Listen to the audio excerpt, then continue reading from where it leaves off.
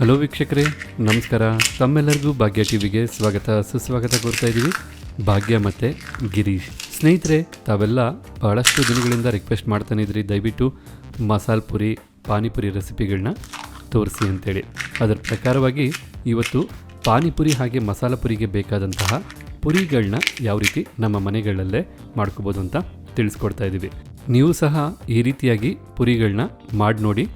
ಖಂಡಿತ ಕ್ರಿಸ್ಪಿಯಾಗೂ ಇರುತ್ತೆ, ಜೊತೆಗೆ ತಿನ್ಬೇಕಾದ್ರೆ ರುಚಿನೂ ಸೊಗಸಾಗಿರುತ್ತೆ. ವಿಡಿಯೋ ಶುರು ಮಾಡೋದಕ್ಕೂ ಮೊದಲೇ ಒಂದು ವಿಚಾರ ಅಂತೂ ಹೇಳ್ಬಿಡ್ತೀನಿ. ಯಾಕೆಂದರೆ ನಾವು ಮಾಡಿದಂಥ ಪೂರಿ ನಾವು ಯಾವ ರೀತಿ ಹಿಟ್ಟನ್ನು ಕಲಿಸ್ಕೊಳ್ತೀವಿ ಮತ್ತು ಯಾವ ಒಂದು ಹದಕ್ಕೆ ನಾವು ಪೂರಿನ ಬೇಯಿಸ್ಕೊಳ್ತೀವಿ ಅನ್ನೋದು ಬಹಳ ಮುಖ್ಯ ಆಗುತ್ತೆ. ಇಲ್ಲಾಂದರೆ ನಿಮಗೆ ಮೊದಲಿಗೆ ಗರಿಗರಿಯಾಗಿರುತ್ತೆ, ನಂತರ ನಿಮಗೆ ಬಹಳ ಮೃದುವಾಗಿಬಿಡುತ್ತೆ. ಹಾಗಿದ್ರೆ ಬನ್ನಿ, ಪೂರಿ ಮಾಡೋದಕ್ಕೆ ಏನೆಲ್ಲ ಪದಾರ್ಥಗಳು ಬೇಕು ಹಾಗೆ ಮಾಡ್ತಕ್ಕಂಥ ವಿಧಾನ ಏನು ಅಂತ ನೋಡ್ಕೊಳ್ಳೋಣ. ಮೊದಲಿಗೆ ನಾವು ಇಲ್ಲಿ 1 ಕಪ್ನ ಅಳತೆಯ ರವೆಯನ್ನು ತಗೊಂಡಿದ್ವಿ. ನೀವು ಚಿರೋಟಿ ರವೆ ಬೇಕಾದ್ರೂ ತೊಗೋಬೋದು ಅಥವಾ ಮೀಡಿಯಂ ರವೆ ಬೇಕಾದ್ರೂ ತೊಗೋಬೋದು. ಅದೇ ರೀತಿಯಾಗಿ ನಾವು ಯಾವ ಪ್ರಮಾಣದಲ್ಲಿ ರವೆನ ತೊಗೊಳ್ತೀವಿ ಅದರ ಅರ್ಧ ಪ್ರಮಾಣದಲ್ಲಿ ನೀರನ್ನು ತೊಗೋಬೇಕಾಗತ್ತೆ. ನೀವಿಲ್ಲಿ ನೋಡ್ತಾ ಇರ್ಬೋದು, ನಾವು ರವೆನ 1 ಕಪ್ನ ಅಳತೆನಲ್ಲಿ ತೊಗೊಂಡಿದ್ರೆ ಅರ್ಧ ಕಪ್ನ ಅಳತೆನಲ್ಲಿ ನೀರನ್ನು ತೊಗೊಂಡಿದ್ದೀವಿ. ಹಾಗೆ ಈ ಒಂದು ಅಳತೆಯ ನೀರು ಮತ್ತು ರವೆಗೆ ನಮಗೆ 2 ಟೀ ಸ್ಪೂನಷ್ಟು ಮೈದಾ ಹಿಟ್ಟನ್ನು ತೊಗೋಬೇಕಾಗತ್ತೆ. ಜೊತೆಗೆ ಡೀಪ್ ಫ್ರೈ ಮಾಡೋದಕ್ಕೆ ಎಣ್ಣೆ. ಈ 4 ಪದಾರ್ಥಗಳು ಸಾಕು ನೀವು ಪಾನಿಪುರಿಗೆ ಬೇಕಾದಂಥ ಪೂರಿಗಳನ್ನ ಮಾಡೋದಕ್ಕೆ. ನಾವಿಲ್ಲಿ ಉಪ್ಪು ಆಗ್ಬೋದು, ಸೋಡಾ ಆಗ್ಬೋದು ಉಪಯೋಗಿಸ್ತಾ ಇಲ್ಲ. ಬೇಕಾದಂಥ ಪದಾರ್ಥಗಳನ್ನೆಲ್ಲ ನೋಡ್ಕೊಂಡಾದ ನಂತರ ಈ ರೀತಿಯಾದಂಥ ಒಂದು ಬಟ್ಲನ್ನ ತೊಗೊಂಡು ಬಟ್ಲಿಗೆ ಮೊದಲಿಗೆ ರವೆನ ಸೇರಿಸ್ಕೊಳ್ಳೋಣ. ನಂತರ ನಾವು 2 ಟೀ ಸ್ಪೂನಷ್ಟು ಮೈದಾನ ಸೇರಿಸ್ಕೊಳ್ತಾ ಇದ್ದೀವಿ. ಈ ರೀತಿ ಮೈದಾ ಮತ್ತು ರವೆನ ಸೇರಿಸಿದ ನಂತರ ನಾವು 2 ಚೆನ್ನಾಗಿ ಬೆರೆಯೋ ಹಾಗೆ ಮಿಕ್ಸ್ ಮಾಡ್ಕೋಬೇಕಾಗತ್ತೆ.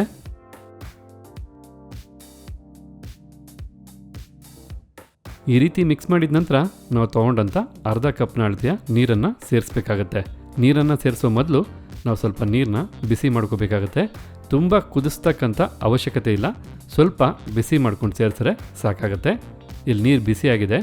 ಬಿಸಿಯಾದಂಥ ನೀರನ್ನೀಗ ನಾವು ಬಟ್ಲಿಗೆ ಸೇರಿಸ್ಕೊಳ್ತಾ ಇದ್ದೀವಿ. ನೀರು ಬಿಸಿ ಇರೋ ಕಾರಣ 1 ಸ್ಪೂನ್ನ ಸಹಾಯದಿಂದ ಮೊದಲಿಗೆ ಒಮ್ಮೆ ಮಿಕ್ಸ್ ಮಾಡಿಕೊಂಡು ಸ್ವಲ್ಪ ತಣ್ಣಗಾದ ನಂತರ ನಾವು ಕೈನ ಸಹಾಯದಿಂದ ಈ ಹಿಟ್ಟನ್ನು ಬೆರೆಸ್ಕೊಳ್ತೀವಿ. ನೀವು ಈ ರೀತಿಯಾಗಿ ಹಿಟ್ಟನ್ನು ಕಲಿಸ್ಬೇಕಾದ್ರೆ ಚಪಾತಿ ಹಿಟ್ಟನ್ನು ಯಾವೊಂದು ಹದಕ್ಕೆ ಕಲಿಸ್ತಿರೋ ಆ ಹದ ಬಂದ್ಬಿಡುತ್ತೆ. ಅಲ್ಲಿವರೆಗೂ ನೀವು ಚೆನ್ನಾಗಿ ಕಲಿಸ್ಬೇಕಾಗತ್ತೆ. ಒಂದು 2 ರಿಂದ 3 ನಿಮಿಷ ಹಿಟ್ಟನ್ನು ಕಲಸಾದ ನಂತರ ನೀವು ಇಲ್ಲಿ ನೋಡ್ತಾ ಇರ್ಬೋದು, ಈ ಒಂದು ಹದದಲ್ಲಿ ನಾವು ಹಿಟ್ಟನ್ನು ಕಲಿಸ್ಕೊಂಡಿದ್ದೀವಿ. ಈ ರೀತಿ ಹಿಟ್ಟನ್ನು ಕಲಸಾದ ನಂತರ ನಾವು ಒಂದು 10 ನಿಮಿಷಗಳ ಕಾಲ ಹಿಟ್ಟನ್ನು ಸೆಟ್ ಆಗೋದಕ್ಕೆ ಬಿಟ್ಬಿಡ್ಬೇಕಾಗುತ್ತೆ. ಅದಕ್ಕೋಸ್ಕರ ಒಂದು ತಟ್ಟೆನ ಮುಚ್ಚಿ ಇಡ್ತಾ ಇದ್ದೀವಿ. ಓಕೆ ವೀಕ್ಷಕರೇ, ಈಗ 10 ನಿಮಿಷ ಆದ ನಂತರ ನೀವು ಇಲ್ಲಿ ನೋಡ್ತಾ ಇದ್ದೀರಾ, ಹಿಟ್ಟು ಸ್ವಲ್ಪ ಮೃದುವಾಗಿದೆ. ಈಗ ಇದನ್ನು ನಾವು ಮತ್ತೊಮ್ಮೆ ಚೆನ್ನಾಗಿ ಕಲಿಸ್ಕೊಳ್ಳೋಣ. ಈ ರೀತಿ ಹಿಟ್ಟನ್ನು ಮತ್ತೊಮ್ಮೆ ನಾವು ಚೆನ್ನಾಗಿ ಕಲಸಾದ ನಂತರ ಒಂದು ಚಪಾತಿ ಮಾಡೋದಕ್ಕೆ ಎಷ್ಟು ಬೇಕೋ ಅಷ್ಟು ಹಿಟ್ಟನ್ನು ನಾವು ತಗೊಳ್ತಾ ಇದ್ದೀವಿ. ಈ ರೀತಿ ಒಂದು ಚಪಾತಿಗೆ ಎಷ್ಟು ಬೇಕೋ ಅಷ್ಟು ಹಿಟ್ಟನ್ನು ತಗೊಂಡಾದ ನಂತರ ನಾವು ಚಪಾತಿ ಉಡ್ತಕ್ಕಂಥ ಮಣೆ ಮೇಲೆ ಈ ರೀತಿ ಆಕಾರಕ್ಕೆ ನಾವು ಮೊದಲಿಗೆ ಹಿಟ್ಟನ್ನು ರೆಡಿ ಮಾಡ್ಕೋಬೇಕಾಗತ್ತೆ. ನಂತರ ನಾವು ಪಾನಿಪುರಿಗೆ ಬೇಕಾದಂಥ ಪೂರಿ ಮಾಡೋಕ್ಕೆ ಎಷ್ಟು ಬೇಕೋ ಅಷ್ಟು ಹಿಟ್ಟನ್ನು ಈ ರೀತಿ ಚಿಕ್ಕ ಚಿಕ್ಕದಾಗಿ ಪೀಸ್ ಮಾಡ್ಕೊಳ್ತಾ ಇದ್ದೀವಿ. ಕೈಯಲ್ಲಿ ಈ ರೀತಿ ಹಿಟ್ಟನ್ನು ಕಿತ್ತಾಕಬೇಕಾದ್ರೆ ನಿಮಗೆ ಏರುಪೇರು ಆಗ್ಬೋದು ಸೈಜಲ್ಲಿ. ಆದ ಕಾರಣ ನೀವು ಬೇಕಿದ್ರೆ ಒಂದು ಚಾಕುವಿನ ಸಹಾಯದಿಂದ ಈ ರೀತಿ ಒಂದೇ ಅಳತೆನಲ್ಲಿ ಹಿಟ್ಟನ್ನು ಕಟ್ ಮಾಡ್ಕೋಬೋದು. ಈ ರೀತಿ ಹಿಟ್ಟನ್ನು ಕಟ್ ಮಾಡಿದ ನಂತರ ನಾವು ಚಿಕ್ಕ ಚಿಕ್ಕ ಉಂಡೆಗಳಾಗಿ ಮಾಡ್ಕೋಬೇಕಾಗತ್ತೆ.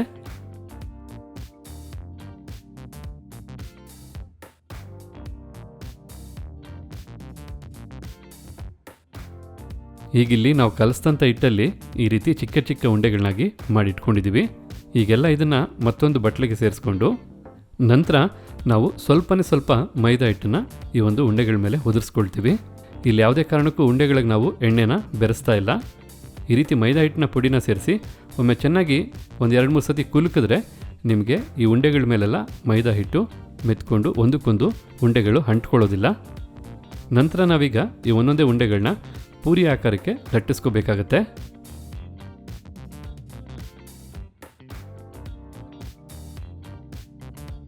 ಈಗ ಒಂದೊಂದೇ ಉಂಡೆಗಳನ್ನ ತಗೊಂಡು ನಾವು ಈ ರೀತಿ ನಾಜೂಕಾಗಿ ಲಟ್ಟಿಸ್ಕೊಳ್ತೀವಿ. ಈ ರೀತಿ ಪೂರಿ ಉಂಡೆಗಳನ್ನ ಲಟ್ಟಿಸ್ಕೋಬೇಕಾದ್ರೆ ತೀರಾ ಮಂದನೂ ಇರಬಾರ್ದು, ಜೊತೆಗೆ ತೀರಾ ತೆಳ್ಳಗೂ ಇರಬಾರ್ದು. ನೋಡ್ತಾ ಇದ್ರಲ್ಲ, ಈ ಒಂದು ಸೈಜ್ಗೆ ಮತ್ತು ಈ ಒಂದು ಮಂದಕ್ಕೆ ನೀವು ಉರುಟ್ಕೊಂಡ್ರೆ ಸಾಕಾಗುತ್ತೆ. ಈಗ ಇಲ್ಲಿರ್ತಕ್ಕಂಥ ಎಲ್ಲ ಉಂಡೆಗಳನ್ನೂ ನಾವು ಇದೇ ರೀತಿ ಈಗ ಉರುಟ್ಕೊಳ್ತೀವಿ. ಈ ರೀತಿ ನೀವು ಉಂಡೆಗಳನ್ನ ಪೂರಿ ಮಾಡೋದಕ್ಕೆ ಬೇಕಾದಂಥ ಆಕಾರಕ್ಕೆ ಉರುಟಾದ ನಂತರ ಒಂದು ಬಟ್ಟೆ ಮೇಲೆ ನೀಟಾಗಿ ಈ ರೀತಿ ಹಾಕ್ಕೋಬೇಕಾಗತ್ತೆ. ಈಗ ಇಲ್ಲಿ ನೋಡ್ತಾ ಇದ್ರಲ್ಲ, ನಾವು ಹುರುಟದಂಥ ಅಷ್ಟು ಪೂರಿ ಉಂಡೆ ಹಿಟ್ಟನ್ನು ನಾವು ಈ ರೀತಿಯಾಗಿ ಬಟ್ಟೆ ಮೇಲೆ ಹಾಕ್ಕೊಂಡಿದ್ದೀವಿ. ಈ ರೀತಿ ಪೂರಿಗಳನ್ನೆಲ್ಲ ಹುರುಟಾದ ನಂತರ ನಾವೀಗ ಸ್ಟವ್ ಮೇಲೊಂದು ಬಾಣಲಿನ ಇಟ್ಟು ನಂತರ ಬಾಣಲಿಗೆ ಡೀಪ್ ಫ್ರೈ ಮಾಡೋದಕ್ಕೆ ಎಣ್ಣೆನ ಸೇರಿಸ್ಕೊಳ್ತಾ ಇದ್ದೀವಿ. ಈಗ ಸ್ಟವ್ ಹಚ್ಚಿ ಎಣ್ಣೆನ ಬಿಸಿ ಮಾಡ್ಕೊಳ್ಳೋಣ. ಎಣ್ಣೆನ ಚೆನ್ನಾಗಿ ಬಿಸಿ ಮಾಡ್ಕೋಬೇಕಾಗತ್ತೆ. ಈಗ ಇಲ್ಲಿ ನಾವು ಎಣ್ಣೆನ ಚೆನ್ನಾಗಿ ಬಿಸಿ ಮಾಡ್ಕೊಂಡಿದ್ದೀವಿ. ಮುಖ್ಯವಾಗಿ ಗಮನಿಸಬೇಕಾದಂಥ ಅಂಶ ಏನಂದರೆ, ನಾವು ಬಟ್ಟೆ ಮೇಲಿಂದ ಲಟ್ಟಿಸಿದಂಥ ಪೂರಿ ಹಿಟ್ಟನ್ನು ತೆಗೆದ ನಂತರ ಉಲ್ಟಾ ಮಾಡಿ ಹಾಕಬಾರ್ದು. ನಾವು ಸೀದಾನೇ ಹಾಕ್ಕೋಬೇಕು. ಬಟ್ಟೆ ಮೇಲೆ ಯಾವ ರೀತಿ ಇತ್ತೋ ಅದೇ ರೀತಿ ಎಣ್ಣೆಗೂ ಸಹ ಹಾಕ್ಕೋಬೇಕು. ಈಗಿಲ್ಲಿ ನಾವು ಒಂದೊಂದೇ ಪೂರಿಗಳನ್ನ ಹಾಕ್ಕೊಳ್ತಾ ಇದ್ದೀವಿ. ನೋಡ್ತಾ ಇದ್ರಲ್ಲ, ಎಣ್ಣೆಗೆ ಪೂರಿಗಳು ಸೇರಿಸಿದ ನಂತರ ತಕ್ಷಣಕ್ಕೆ ಏನೂ ಮಾಡ್ದೇ ಎಷ್ಟು ಚೆನ್ನಾಗಿ ಉಬ್ಬಿ ಬರ್ತಾ ಇದೆ ಅಂಥೇಳಿ. ಈ ರೀತಿ ಉಬ್ಬಿದಂಥ ಪೂರಿನ ತಕ್ಷಣಕ್ಕೆ ನಾವು ಮತ್ತೊಂದು ಕಡೆಗೆ ತಿರುಗಿಸ್ಕೋಬೇಕಾಗತ್ತೆ. ಪೂರಿ ಹಾಕ್ತಾ ಇರ್ಬೇಕಾದ್ರೆ ಕೆಲವು ಪೂರಿ ಉಬ್ತಾ ಇರುತ್ತೆ, ಅದನ್ನು ತಿರುಗಿಸ್ತಾ ಇರಬೇಕಾಗತ್ತೆ. ಕೆಲವು ಪೂರಿ ಡೀಪ್ ಫ್ರೈ ಚೆನ್ನಾಗಿ ಆಗಿಬಿಡುತ್ತೆ, ಆವಾಗ ನಾವು ಹೊರಗಡೆ ತೊಗೋಬೇಕಾಗತ್ತೆ. ನೀವು ಯಾವ ಪ್ರಮಾಣದಲ್ಲಿ ಕರೆಕ್ಟಾಗಿ ಪೂರಿಗಳನ್ನ ಡೀಪ್ ಫ್ರೈ ಮಾಡ್ಕೊಳ್ತೀರಾ ಅನ್ನೋದ್ರ ಮೇಲೆ ಮುಂದೆ ಕ್ರಿಸ್ಪಿ ಬರುತ್ತಾ ಅಥವಾ ಸ್ಮೂತ್ ಆಗುತ್ತಾ ಅನ್ನೋದು ಡಿಪೆಂಡ್ ಆಗುತ್ತೆ. ಕೆಲವೊಮ್ಮೆ ನಾವು ಕಲರ್ ಬಂತು ಅಂತ ಬಹಳ ಬೇಗ ತೆಗೆದುಬಿಟ್ರೆ ಅದು ನಂತರ ಮೃದು ಆಗ್ಬೋದು. ಈ ರೀತಿ ಪೂರಿನ ನೀವು ಎಣ್ಣೆಗೆ ಹಾಕಿ ಡೀಪ್ ಫ್ರೈ ಮಾಡ್ಕೋಬೇಕಾದ್ರೆ ಮೊದಲಿಗೆ ಒಂದು 2 ಅಥವಾ 3 ಪೂರಿಗಳನ್ನ ಒಂದೊಂದೇ ಇಂಡಿವಿಜುವಲ್ ಆಗಿ ಪೂರಿನ ಸ್ವಲ್ಪ ಹೆಚ್ಚು ಡೀಪ್ ಫ್ರೈ ಮಾಡ್ಕೊಳ್ಳೋದು ಅಥವಾ ಸ್ವಲ್ಪ ಬಣ್ಣ ಹೆಚ್ಚು ಬರೋವರೆಗೂ ಡೀಪ್ ಫ್ರೈ ಮಾಡ್ಕೊಳ್ಳೋದು. ಆ ರೀತಿ ವ್ಯತ್ಯಾಸದಲ್ಲಿ ನೀವು ಫ್ರೈ ಮಾಡಿ ನೋಡ್ಕೊಳ್ಳಿ. ಹಾಗೆ ನಿಮಗೆ ಗೊತ್ತಾಗುತ್ತೆ ಯಾವೊಂದು ಅದಕ್ಕೆ ಡೀಪ್ ಫ್ರೈ ಮಾಡ್ಕೋಬೇಕು ಅಂಥೇಳಿ.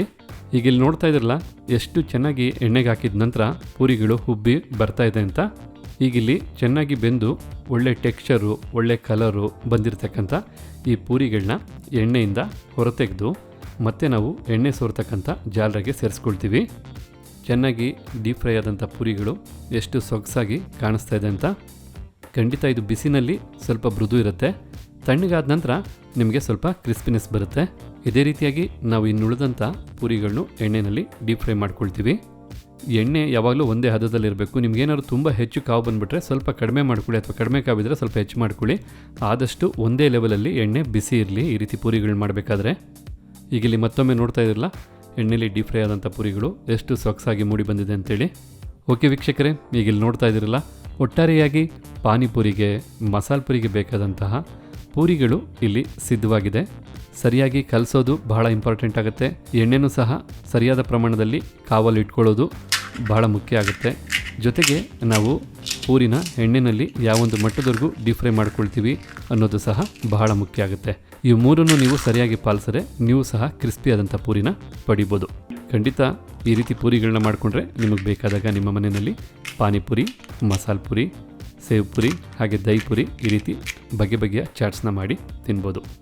ಮುಂದೆ ಬರ್ತಕ್ಕಂಥ ವಿಡಿಯೋದಲ್ಲಿ ನಾವು ಸಹ ನಿಮಗೆ ಯಾವ ರೀತಿ ಪಾನಿಪುರಿ ಮಾಡೋದು, ಯಾವ ರೀತಿ ಮಸಾಲೆ ಪುರಿ ಮಾಡೋದು ಅಂತ ತಿಳಿಸ್ಕೊಡ್ತೀವಿ. ಹಾಗಿದ್ರೆ ಇವತ್ತು ನಾವು ಮಾಡಿ ತಿಳಿಸಿದಂಥ ಪಾನಿಪುರಿ, ಮಸಾಲೆ ಪುರಿಗೆ ಬೇಕಾದಂಥ ಈ ಪುರಿಗಳು ಮಾಡ್ತಕ್ಕಂಥ ವಿಡಿಯೋ ತಮಗೆಲ್ಲರಿಗೂ ಇಷ್ಟ ಆಗಿದೆ ಅಂತ ತಿಳ್ಕೊಂಡಿದ್ದೀನಿ. ಇಷ್ಟ ಆಗಿದ್ದರೆ ಈ ವಿಡಿಯೋಗೊಂದು ಲೈಕ್ ಮಾಡಿ, ಜೊತೆಗೆ ತಮ್ಮ ಅನಿಸಿಕೆ, ಅಭಿಪ್ರಾಯ ಏನಿದೆ ಅನ್ನೋದನ್ನು ಕಮೆಂಟ್ ಬಾಕ್ಸಲ್ಲಿ ಕಮೆಂಟ್ ಮಾಡಿ. ಅಷ್ಟೇ ಅಲ್ಲ, ಮತ್ತೊಬ್ಬರಿಗೂ ಹೆಲ್ಪ್ ಆಗೋ ಹಾಗೆ ಈ ವಿಡಿಯೋನ ಶೇರ್ ಮಾಡಿ ಅಂತ ಹೇಳ್ತಾ ತಮಗೆಲ್ಲರಿಗೂ ಧನ್ಯವಾದನ ಅರ್ಪಿಸ್ತಾ ಇದ್ದೀವಿ. ಭಾಗ್ಯ ಮತ್ತು ಗಿರೀಶ್. ನಮಸ್ಕಾರ ವೀಕ್ಷಕರೇ.